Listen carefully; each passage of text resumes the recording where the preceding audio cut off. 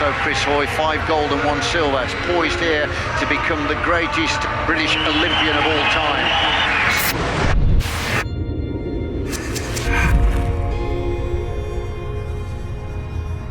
Last day of competition, London 2012, one last race to go. This was my chance. Dream ending. The pressure is, pressure only exists in your mind. It's not something you can measure, you can't quantify it. You know, it's how you perceive it. So not going into it, seeing myself as someone with the weight of the world on his shoulders. I was trying to go in there thinking, this is an amazing opportunity. It's kind of silly when you think about it, all those sleepless nights. All about riding a bike in a circle, you know.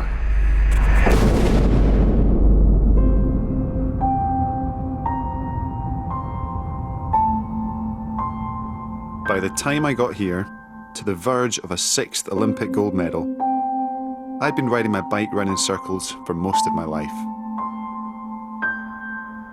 The success I had never stopped surprising me, because I don't think I was simply born a champion. I don't think anyone is. I want to show you how champions are made. Through endless hard work and determination. By victory and defeat. By brain as well as brawn. By great teams and amazing support. And if I can do it, anyone can. Because we all start off with a chance of winning gold.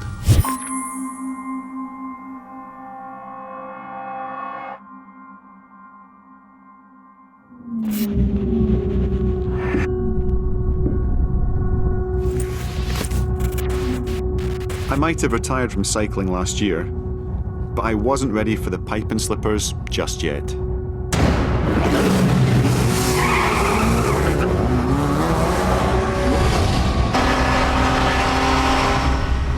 This is my new passion, and my dream is to compete in the Le Mans 24-hour race in a GT car like this.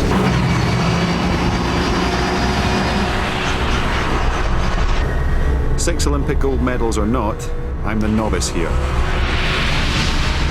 And my mentor is a gifted young driver, 22-year-old Jan Mardenborough. We can go in definitely harder, but by mid-corner, we're sort of like, we need to go, and then that pushes the front on even more, and then by the time you're full throttle, you've got still quite a lot of lock on.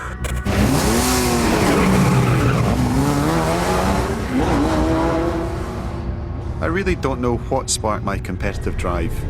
I just know that whatever I do, I want to do it well. Here comes Hoy. Hoy hits the line with 1 lap to go, and the challenge is coming here from left. Personally, I blame the parents.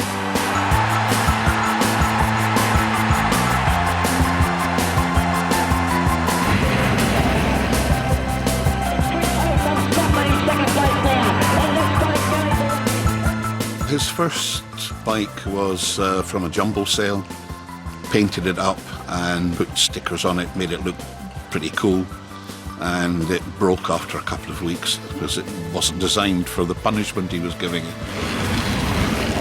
Well, he then got a neighbour's bike, which to his shame was a girl's frame, but he was too young to know the difference. That didn't last long either. So eventually we were forced into buying him a proper race bike. That was it. He was on his way to world domination.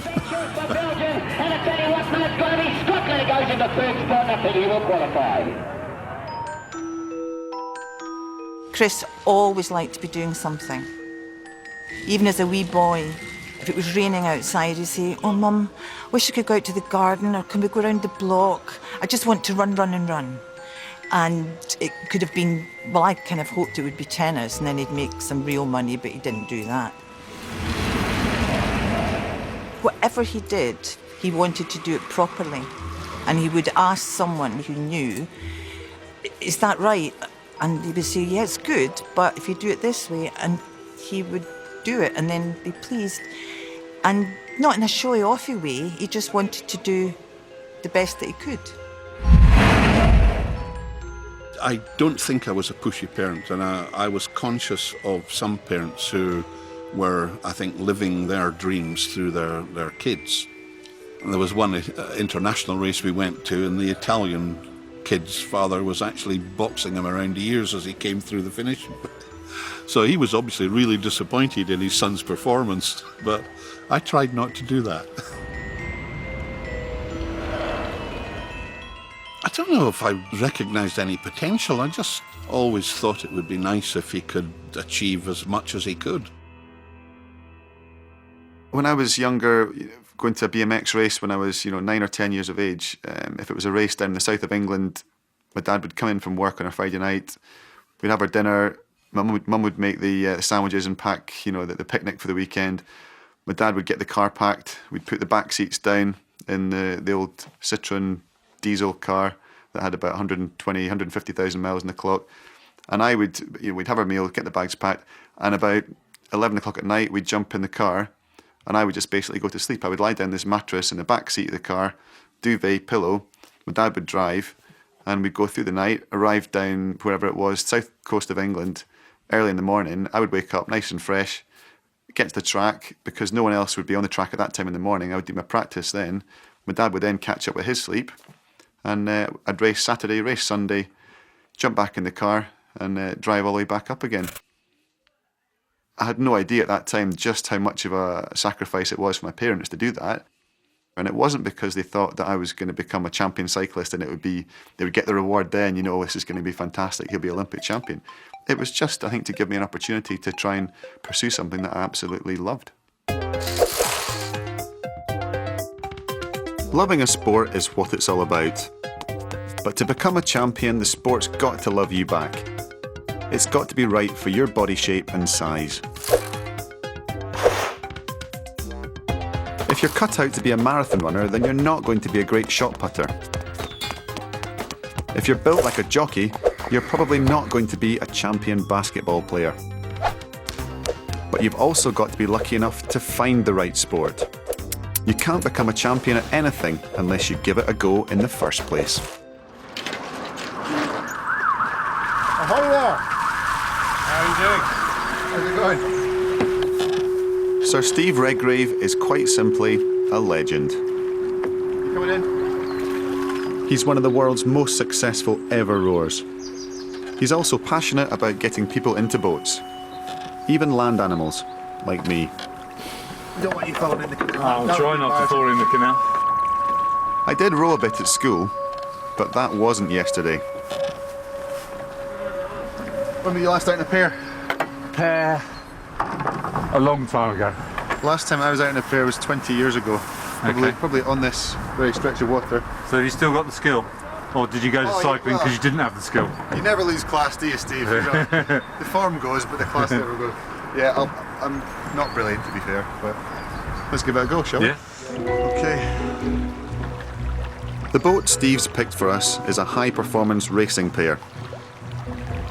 It might be fast, but what you gain in speed, you sacrifice in stability. If we're going to go in, this will be the point. I'll do the shoes loosely then.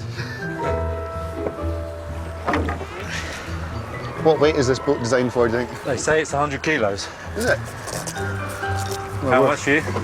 About 92. Okay, so you're well under. I'm well over. Right, now the difficult bit. Okay, are you ready?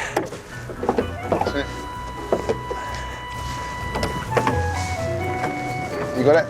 Yep, all mine.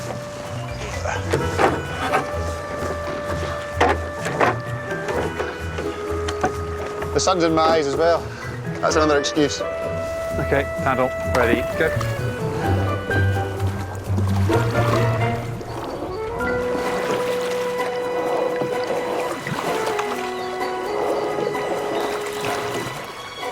A 100 metres down the canal, and we're still dry. It's not quite an Olympic gold, but I'll take it as a victory. It's slowly coming back. I think if you had consistent up and down, not sort of stopping all the time, I think it would come back relatively quickly. He's doing really well. Take a little stroke. Rowing didn't turn out to be quite right for me, but for Steve, it was a perfect fit. So when did you actually start rowing? How old were you when you got I into it? was 13, nearly 14. Just through school, was it? And it was the head of the English department at a small comprehensive school that I went to. And he asked me if I would like to try sport rowing. I thought, going out on the river during school time, that has got to be a no-brainer. And so that's how I started. And after a couple of months, he says, do you want to do a race? And we thought, oh, that sounds fun. Going away at a weekend. Yeah. And so we went and did Avon County School Regatta. Right. And we won it. And was it because you were particularly tall compared to your classmates that he singled you out, or was it something about you? He always said that he used to look at the size of people's hands and feet as they came into the school. Really? And if they had big hands and feet, he would ask them to row. And that was his theory. There was 12 of us that rowed from our school. And out of those 12, 3 of us got through to the 88 Olympics, and we all came 4th or better. Wow. So that's not a bad selection policy. Good talent ID from your, Very much from your so. school.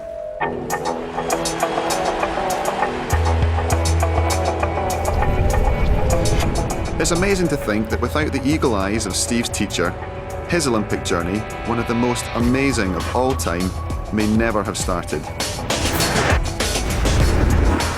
Steve was lucky, and once he found out that he was the right shape and size for rowing, there was no stopping him. He went on to win gold medals at 5 Olympics, an achievement that might never be bettered. But surely that can't all be down to big hands and big feet, can it? If you have to pin it down to what you need most of, desire outweighs any skill level. If you don't have the love of doing it in the first place, you're never going to put the effort in to be able to compete at the highest level.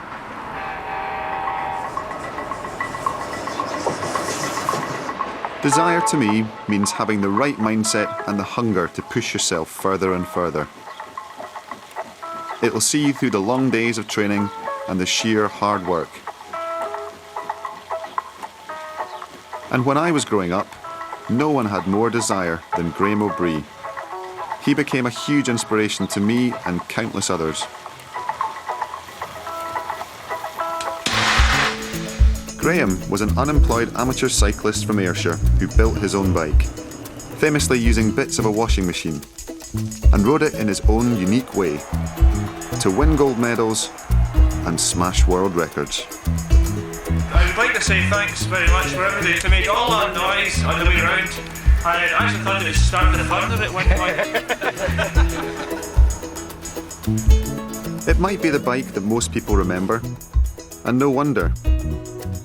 This is the first time I've ever ridden one of Graham's creations.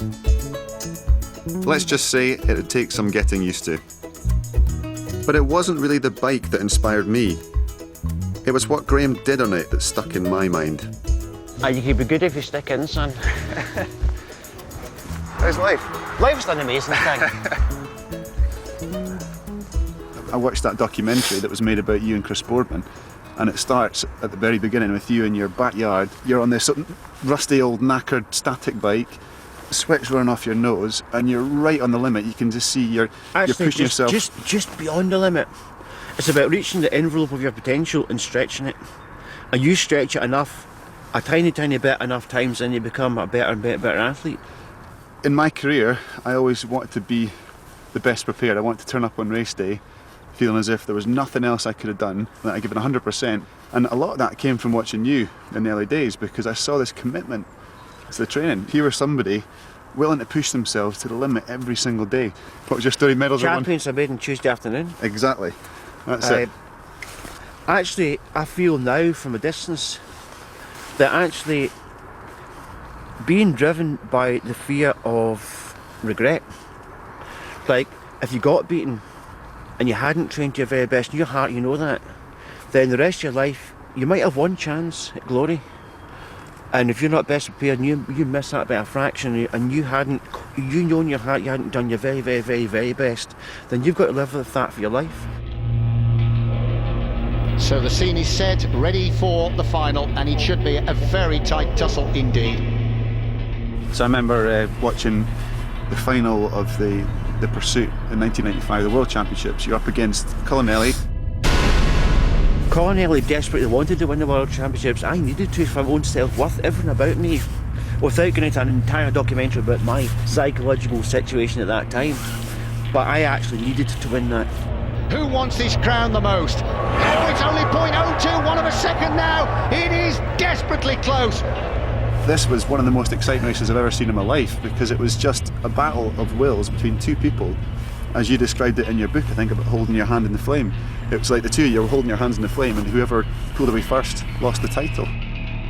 He was never going to win that. He was a chicken to the fox, because I actually needed to win that. And that last lap, it was, I'd rather die. I'm willing to die than get beaten by Colonelli. Which sounds an eccentric thing to say, it sounds like absolute extreme mental illness thing to say. But if you were an astronaut and you're willing to get into a rocket ship that could blow up in space, it's perfectly respectable to say, I'm willing to accept I might die to go to the moon. Why is it not acceptable to go, I'm actually willing to accept heart failure to beat that Italian? Why is one acceptable and one not?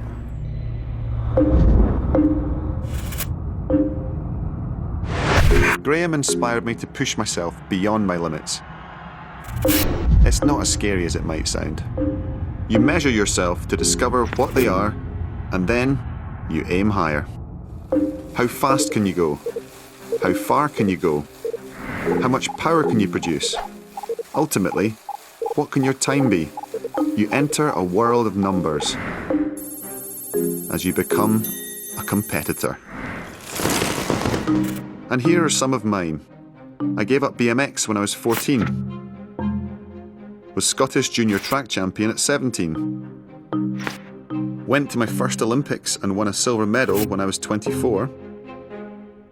And in 2002, I won my first World Championship gold medal, aged 26. I won it by 1,000th of a second, the smallest possible margin in a bike race. Or 15 millimeters on a racetrack.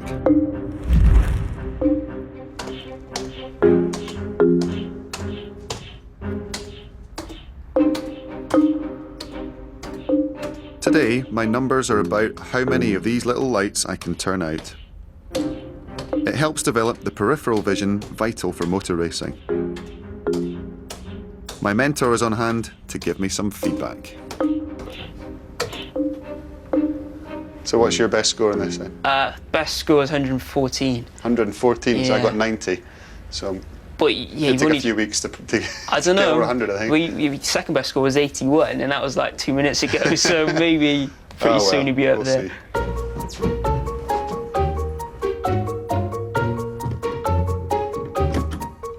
On a bike, I'm used to being one of the guys to beat, but not here, in this simulator.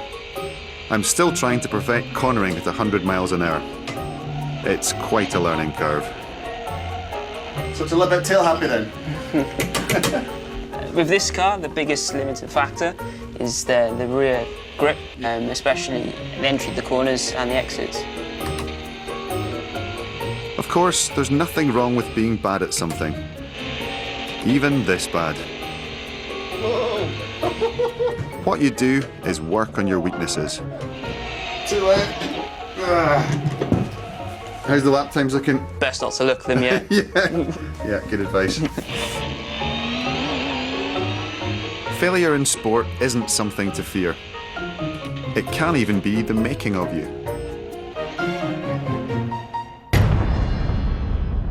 I learned the biggest lessons in my career from losing races.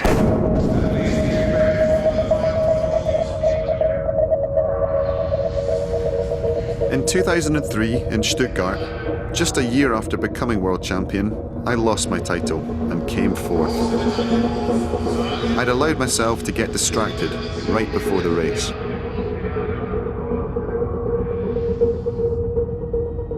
I was worrying about everything. I was thinking, he went really fast there, that was a fast time, I wonder what gear he was riding, maybe I should go up a gear, maybe I should go down a gear, you know, maybe I should attack faster in the first lap and then try and get up.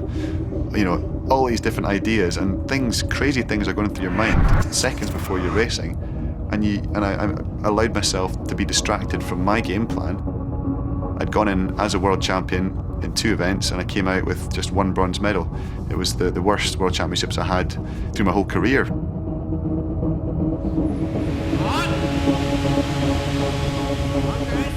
So I got back to training, set myself new, higher targets. Let's not forget also Chris Hoy, 5 gold and 1 silver. But I knew that it wasn't so much my opponent that got the better of me. It was my own lack of confidence.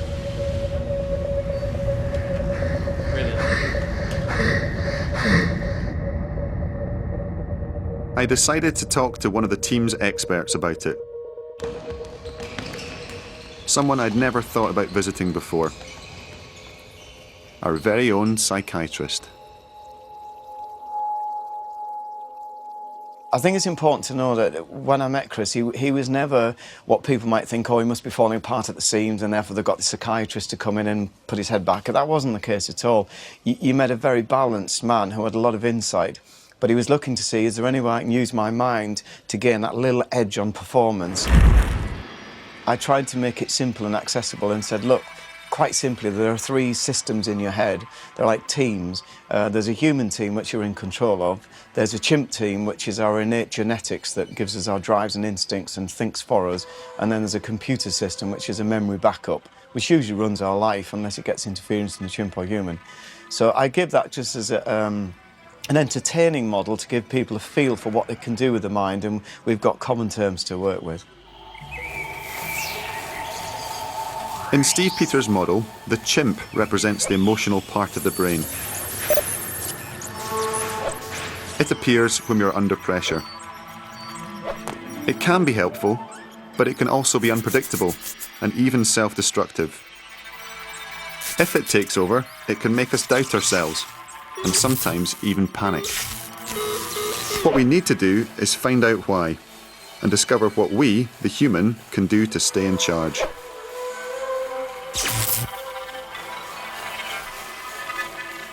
Steve calls this process of controlling your thoughts and staying calm under pressure as caging your chimp. Essentially, we trained to prepare for that moment when these negative thoughts or anxieties pop in or distractions pop into your brain.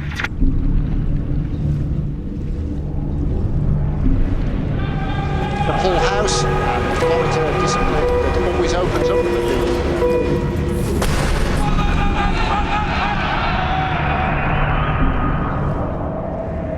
The pressure in Athens was like nothing else I experienced my whole career. Even in London, it was a different kind of pressure. In Athens, it's a feeling that it's almost like a deal or no deal. You've got these 2 boxes, one's a gold medal, and the other there's nothing.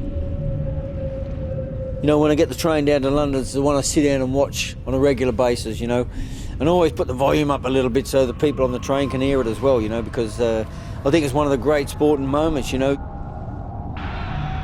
It was an incredibly hot, balmy night, very still, and Chris was last off, and you had everybody, you know, in world ranking order going off before him.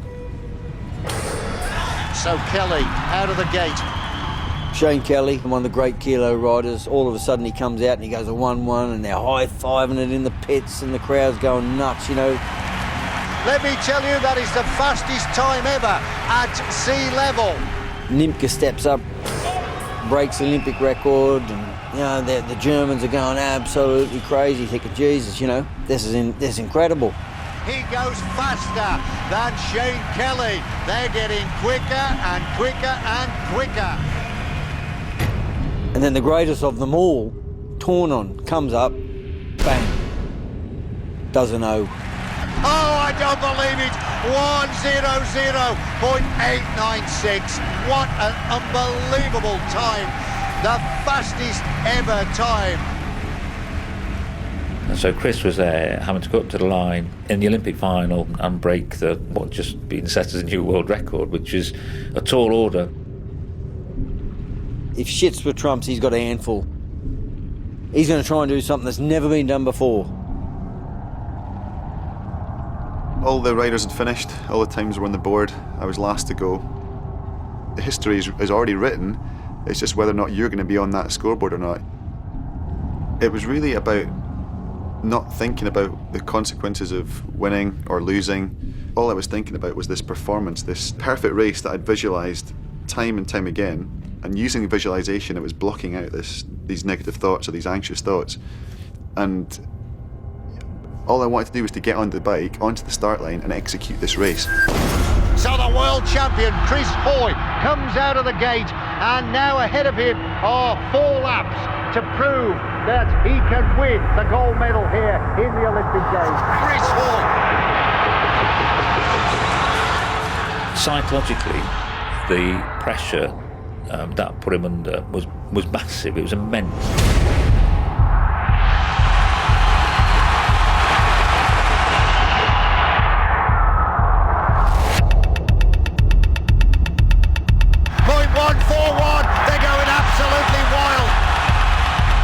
As I crossed the line at the end of the first lap, this massive roar went up, and you don't hear individual voices, but you can sense a rise in the volume. And I remember thinking that's a good sign, it must be up. But then I also had this fleeting thought, that roar might be for someone else. Just focus, just go, go, go. And that was the last thing I really thought about in that whole race. It was just the feel, the flow, just the perfect ride. Chris Hoy's coming up to the line. What's he going to stop the clock at? Oh! Chris Hoy is the Olympic champion, the Commonwealth champion, the world champion. He's completed the Grand Slam. Let me just repeat the time.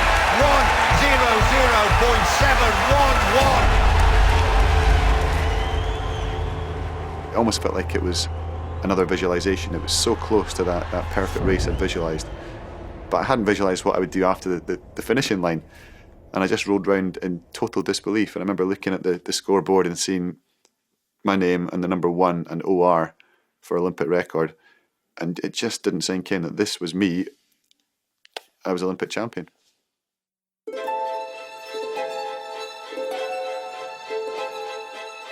It had taken me 12 years of graft to reach my goal and become an Olympic champion. But my next challenge was to try to stay on top. In life, the competition doesn't stand still. You've got to keep trying to improve. And it helps to keep an open mind, to embrace new ideas, even if you're already a world beater. 2 gold medals in 1 Olympic Games. Rebecca Adlington, you are absolutely brilliant. Wow, this place is pretty old. I think this is the first time I've ever walked in a swimming pool. Really? I've never seen a pool without water. Yeah. No. Feels more like a velodrome in here. Yeah. It looks like it could be Adlington's going to be the gold medalist. Oh my goodness, it is! Becky Adlington swam to glory at the Beijing Olympics, where she won 2 gold medals. One by a furlong and the other by a fingertip. I was very lucky that I had a really good finish and the American girl didn't. So I was like, thank God, even though I don't think she saw it that way. But she just kind of came into the wall, and it was kind of like how I finished. I kind of brought my arm over and just touched the wall there. So my fingertips kind of touched the wall, whereas Katie, the American girl, came in and she just bent her wrist. She just kind of went like that before she put her hand on, and it was just kind of like the smallest difference of me going like that, but she just kind of bent her hand, lost her the race. Enough. Yeah, it was just like... But I've heard swimmers can break their fingers when if you're going for that. Yeah. You know, you can actually, people have broken their fingers, haven't they? Yeah. I don't care, I'd rather break my hand. Exactly. Get a gold medal. Exactly. It's worth it. It's just the smallest difference. It's unbelievable. Every time I watch it back, I think, how did that happen? It was just good fingernails.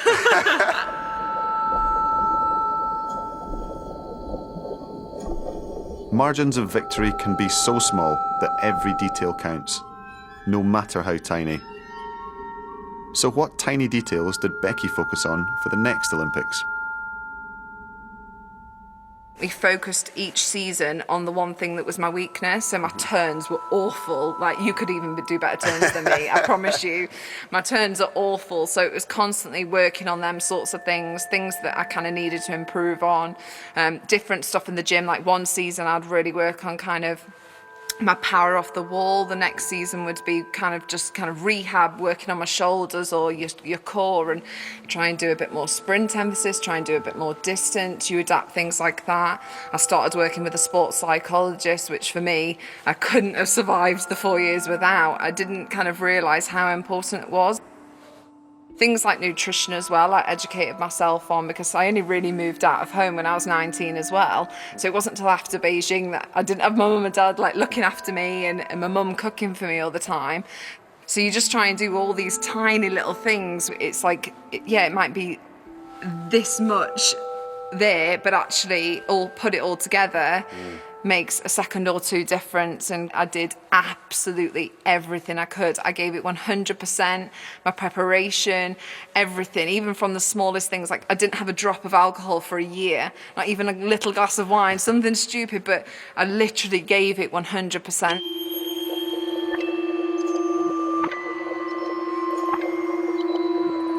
Becky did swim even faster at her second Olympics than at her first, but she didn't get gold. She won 2 bronzes, and today is still Britain's most successful ever swimmer.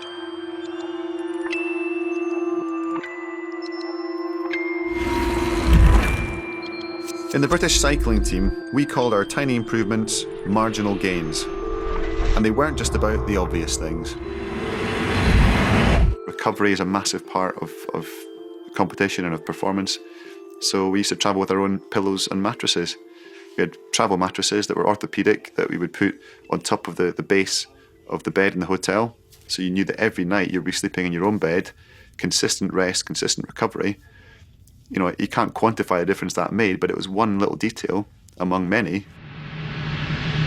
New ideas, we had these heated trousers we wore over our cycling gear at the end of our warm-up for the half an hour between finishing a warm-up and starting the race, to keep the muscles themselves at the optimum temperature. Other teams were looking at us thinking, oh my God, what have these guys got? You know, we haven't got that. And even if you can just distract your opponents right before you compete, even if it doesn't actually help you at all, it might be making them question themselves. Go with it, go with it, go with it, go with it. Out-psyching your opponent is just part of competition. It's tactical. Every sport has its own tactics, even those that look like they might be about pure brawn. And often, it's the best tactician who becomes the champion.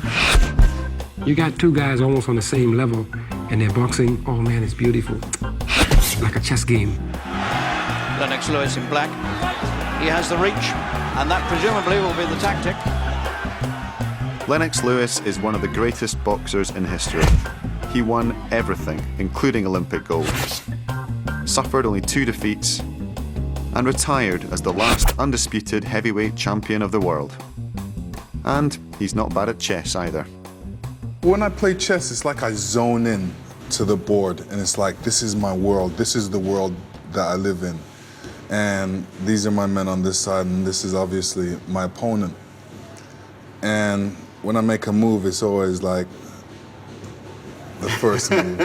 Just drop that in there. That's the first move. Okay. Now, I have to warn you, you know, I was quite a mean chess player when I was a kid. I used to play a little bit. The only trouble is I haven't played since I was about maybe 10 years of age. So. Oh man, I want to feel bad if you beat me. Right. Now, I'm going to struggle to really think and ask you questions and play chess well, so if I lose, it's only because of that. It's not because... Well, I got to tell you, if we're playing by time, you got to touch your clock after you move. move. Sorry, what did I do? Hit this? Yeah. All right.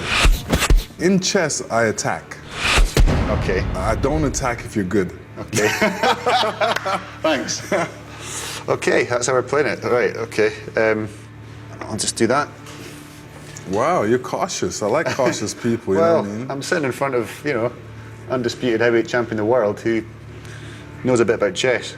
I'm not going to go on the front foot, am I? Well, you know, I have to bring out my horses on you. Okay. Oh, sorry, did I hit Yeah, no, you didn't. Yeah. You didn't get in the chess until you'd already you'd established yourself as a boxer, or Yeah, when I started going to training camp and it's long hours and you have nothing to do, you can't party, and it's really just a group of fellas around, so you have to keep yourself occupied. And chess was one of the things that I loved to do because it kept me focused. and it was like, you know, you're thinking in the ring, you're thinking on the board. And you know, you were known for your approach to the game in terms of thinking about your opponent, analysing your opponent. It wasn't just all about the brawn and about attacking all the time. Yeah, I mean, you know, everybody's strong and everybody wants to knock everybody out, but, you know, sometimes it doesn't really go that way, so you have to have an alternate plan. And there's different ways to wage war on different people. You just have to analyze them and say, okay, this person can't take body shots, so, you know, I'm gonna work my punches and then end up on the body, beat up his body, and then his hands will fall, and then his chin will be open, then I'll have him. So I'm breaking him down from head to toe.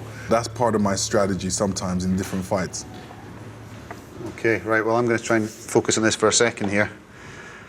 You brought your knight out. I think I might just move that forward there. All right. Which is possibly a stupid move. All right. Okay. So when I take this now, and you take it, I'm gonna take your queen. Ah, you see, you see. You know, you can tell a lot about somebody that plays chess. Really? Yeah. By what? How they play, like, for instance. You can tell about person, I see, right. So what can you tell about me?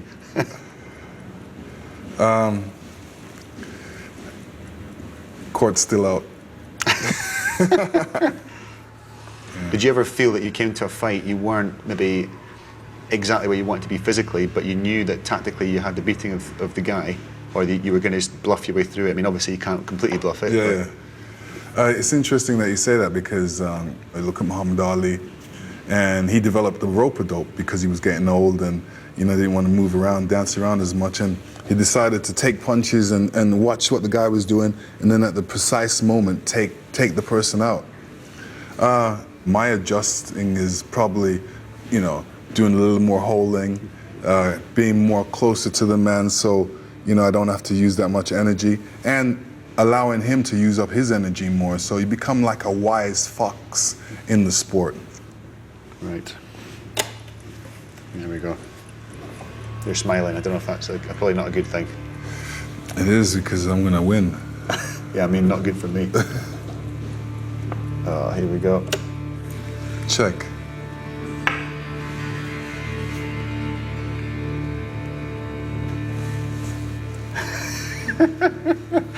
Yeah, the end is coming close, I reckon. It's not looking good. Check. I'm not a good loser, by the way. That's it. That's it. It's all over. Thank you. Thanks for the game. Yeah. Well done. And I'll tell you what kind of player you are. Yep. Still learning. Thanks, mate. All right. Thanks. Pleasure.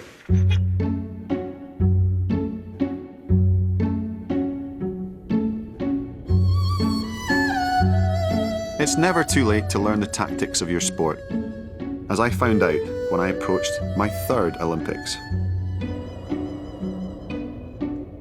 I hadn't really needed tactics for the 1 kilometre time trial, but the event was removed from the 2008 Games. So I had to adapt. I became what's known as a match sprinter. First person across the line wins, but you don't just go hell for leather from the start. It's as much about outsmarting your opponent as out-sprinting them. I had to become aware of what was happening around me. I wasn't just having a one-dimensional race against the clock. There was a rival, there was a competitor on the track with me. I had to react to them. I had to make decisions based on where they were and what their strategy was in the race. If you let someone else make the first move, then you're in the back foot. So I just tried to use my strengths, which at that time it was just my pace, my speed. You know, I was very fast compared to most of the guys there. Off the bank in and into the finishing straight now. Then can Kenny hold on for? Oh, he's got it! He cruises to the line and punches the air with delight. Gold medal number 4. Chris Hoy is the Olympic gold medalist, the Olympic sprint champion. He's won 3 here and in 3 different races. This man is unstoppable.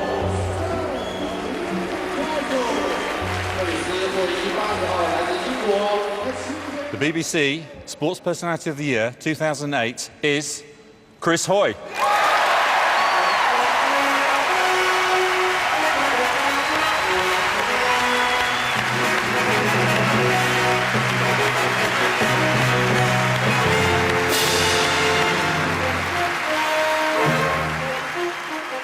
We all cope with failure. Failure's easy. You know, we just get down there, down the stairs, into the gym, back up here on the track, and we train. Anyone can deal with failure. Success is a totally different animal. And I don't think unless you're in their shoes or in their camp that you can understand what they're going through.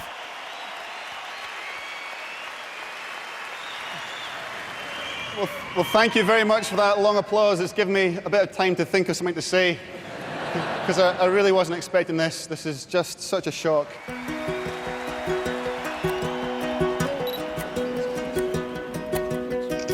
The whole period after Beijing came as quite a shock for me. Nice to meet you. What's your name? Oliver. Nice to meet you, Oliver. What was your name? Owen Jones. Owen. O-W-E-N? Today, I'm more used to it, but becoming a household name wasn't something I prepared for. I don't think we ever dreamt that it was going to get to the stage it's at now, and not just the success in the medals, but the number of people interested in cycling, the number of people out riding bikes. Sporting success can bring its own pressures. It brings distractions by the bucket load. It also brings expectation. It's a golden triumph for Andy Murray. And he finished off like the champion that he is. How you doing? See you. Good to see you. You're wearing a How's suit, things? making me look shabby. Yeah. Hello, how you doing? Andy Murray probably knows that better than any sporting champion in Britain. Excellent. Thank you, Andy. From a very early age, he single-handedly carried Britain's hopes on his shoulders in his sport. And still does. What's it been like growing up in such a high-profile sport, and obviously a high-profile event like Wimbledon, when there's been no British winner for so many years? You know, you had to deal with that from age 18, 19, the whole way through your career. How did you deal with that? Yeah, I found it difficult for a few years, because that first year when I played Wimbledon, I was ranked like 350 in the world, and I'd been playing in front of like 10 people before that. You know, when I was playing matches, there was no one there, and then I was all of a sudden playing on the centre court at Wimbledon with 15,000 people, and you know, there was photographers. I was 18 at the time, and there was photographers following me, you know, back to my house, and camera crews waiting outside to see me going into Wimbledon and everything, and it was all very new. And when people started talking about, you know, my personality and, you know, what I was like as a person, I started to find that very difficult and became, you know, quite defensive, and went into my shell a little bit, and that didn't really help me. But I've always found on the court that's what I know. So it doesn't matter how many people are watching. When I get on a tennis court, I normally feel quite comfortable.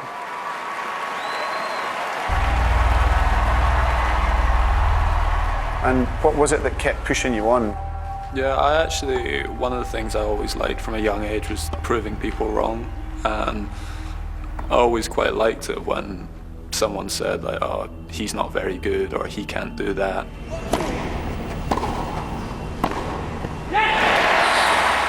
After the first couple of times the press maybe starting to say, is it ever going to happen? Did you ever feel that maybe it wasn't going to happen, you weren't going to win your first slam, you weren't going to become Wimbledon champion? Yeah, it was something that actually, when I came to terms with, it actually helped me a lot, because it almost became an obsession that I was so desperate to do it. I was working so hard and maybe wanted to do it too much. And it was after I lost in the Wimbledon final in 2012, you know, I was very upset afterwards, and, you know, I remember sort of thinking and saying to myself, like, maybe it's just not meant to be.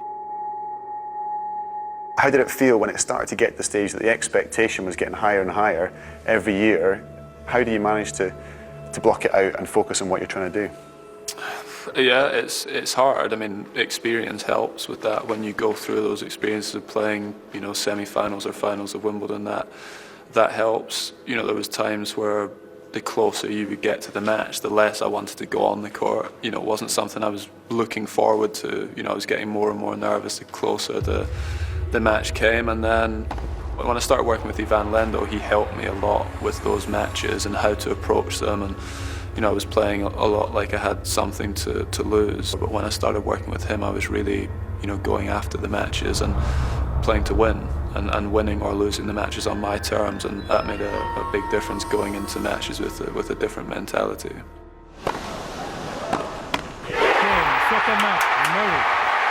The waiting is over, and you simply cannot give more.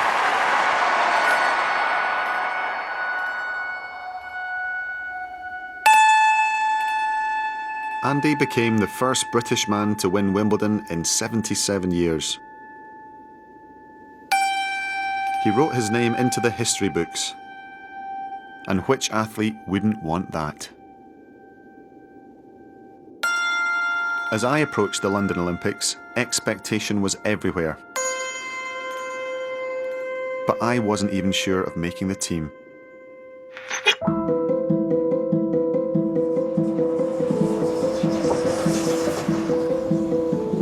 We had this new kid on the block who threatened the supremacy of Sir Chris, which was Jason Kenny.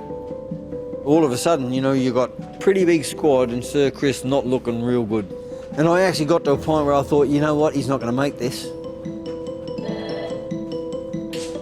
Our job is to look at the data, look at the numbers, and as objectively as possible, choose which rider is going to get the most success for the British team. Our business is about looking forward and looking at who's going to win the next event, not who's won the past one. That didn't mean that was going to be the end of Sir Chris, but all of a sudden you start to question his desire. So I went out to the side of the track and got chatting. I said, now listen, trust me on this, you don't need this. You've got enough money for the rest of your life. You can go and open supermarkets, go to talks, you know, make bikes, do whatever you want for the rest of your life. But when you cross the black line, you've got to want it. And I said, right, we need to change things. We need to stop Twitter. We need to disengage with all social media. You need to stop that because it's basically, it's governing your life. You're not, you know, you're getting to bed late, you're not going to bed on time, you know. So we looked at the sleep pattern. You know, we give him a right bollocking. You know, you need to get into bed earlier.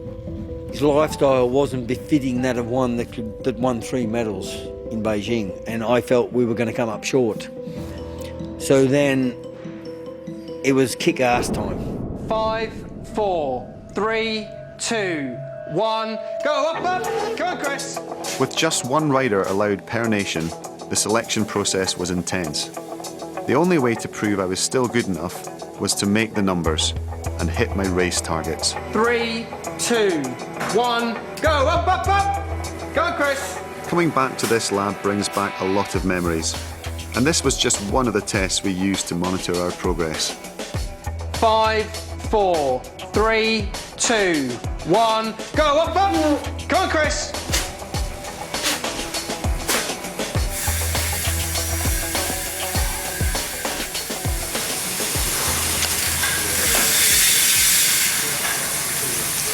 It's always a bit to look forward to, or you dread. Sit here. What's the numbers? Over 500, that's got to be a target, surely. Oh, you're in the 500, easy. Yeah. Your all-time PB was 696. So you've got 586, 606. Yes, there we go. 529. It's all about the 606. And 603. 603. Oh, wow. Yeah. So it was right leg, left leg. Left leg, yeah. Take that. 600's in there. I remember when I hit 600 the first time. It was a big deal. And it was a big deal. Yeah. Making a comeback. Anything more than one rev though, you might be in there. Yeah, I'd be big for the first 2 revs. you get off the start line, all right. Yeah. I think the last 4 years of my career were without doubt the toughest, because physically, whether you like it or not, you are starting this slight decline. You're doing everything you possibly can to fight it, and you become smarter with how you race, and you become much more aware of recovery and just everything you're doing to keep yourself healthy and fit and ready.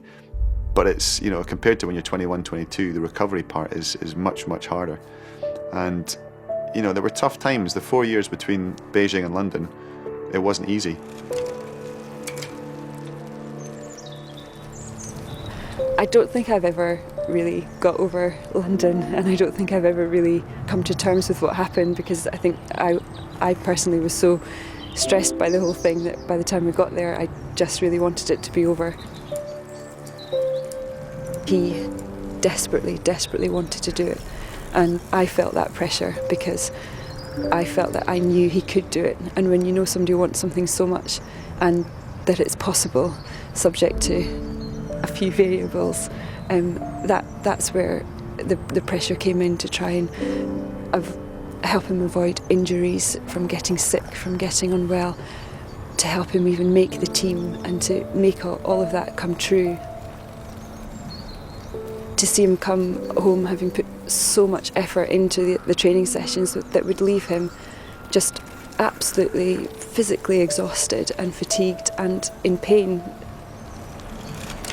He told me that he'd been doing some training session and had worked so hard and had pushed himself to such a limit that he thought his heart was going to burst. You know, that's difficult for a wife to hear. 3 months before the games, I would drive to work in tears, and I would drive home from work in tears, and then I'd compose myself and go inside the house. And that was purely, I think, looking back, that was how I let off steam and coped with the stress of it, so that I would never let that on to Chris, that I was feeling it as well. Never told him that. Cyclists are famous for not spending any time on their feet if they don't have to, and that's kind of how I try to help him. I would do anything that I thought might save his legs, even for that one second. If it's all about marginal gains, then I began to think, okay, I'm going to help him at home with that. So he didn't have to think about food preparation, cooking, cleaning, bills, paperwork, anything in the house. Basically, he could just come home, nurse his aches and pains, but wouldn't be using any extra energy to do all of those other things that I could help him with.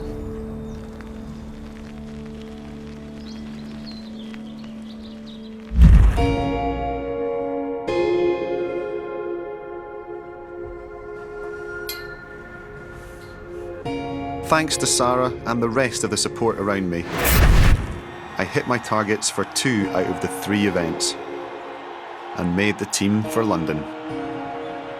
The home games, and for me at 36, my final Olympics.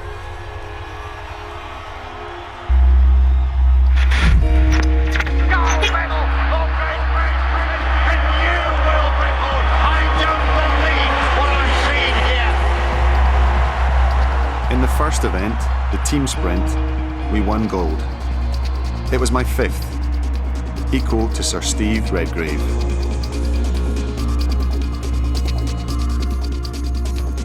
And then I had one more race to go. The chance to achieve something that no other British athlete had ever done before. A 6th Olympic gold.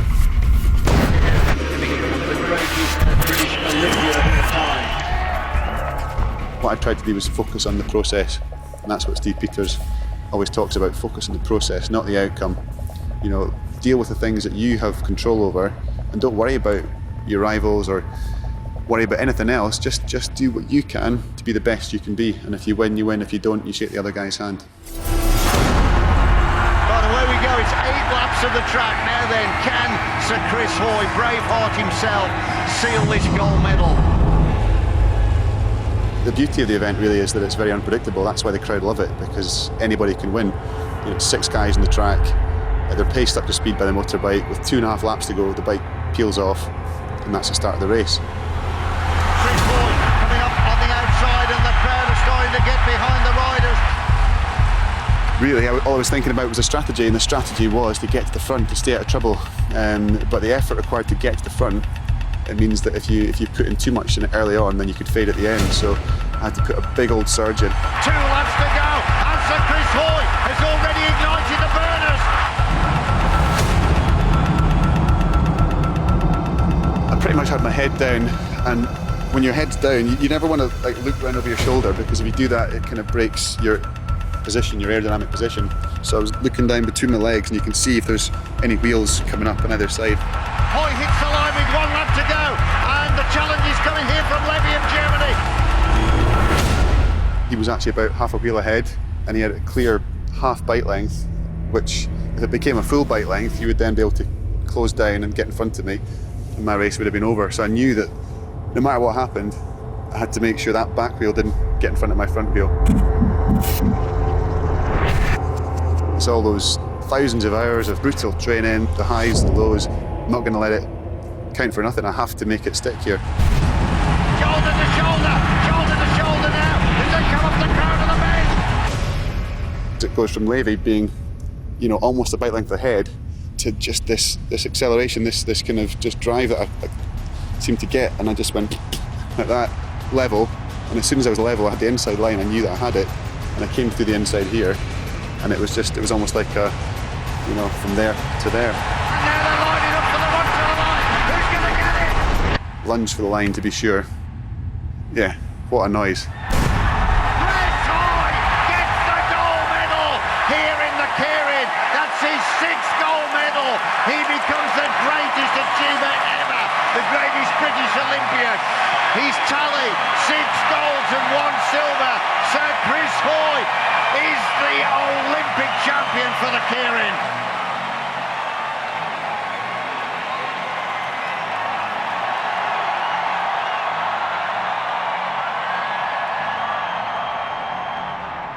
It is weird being back here because I thought I might come back in and get all the kind of emotions and the goosebumps and everything. It just feels like an empty velodrome. Quite a sort of eerie, empty, almost a sort of like, you know, you can see the ghosts of the events that have taken place before. And yeah, you come in here and you realise it's gone. You know, that was it. It was that moment in time, that little snapshot.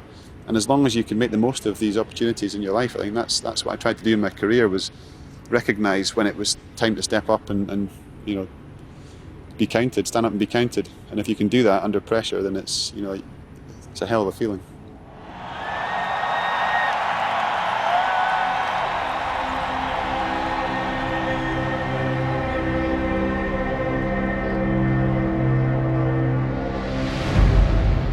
So, there it is. Sometimes I can't quite believe myself that it happened. But this didn't just happen. We made it happen. The team, the family, through sacrifice and support, hard work, and a million tiny improvements. Don't get me wrong, the medals are great. But I know that we did our very, very, very best. And that's really what it's all about.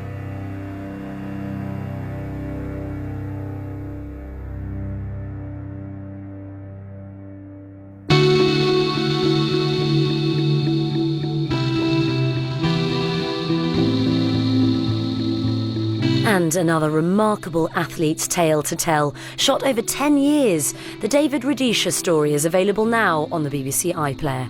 And don't forget, tomorrow night here on BBC One at 8 o'clock, the opening ceremony of the Commonwealth Games live from Glasgow.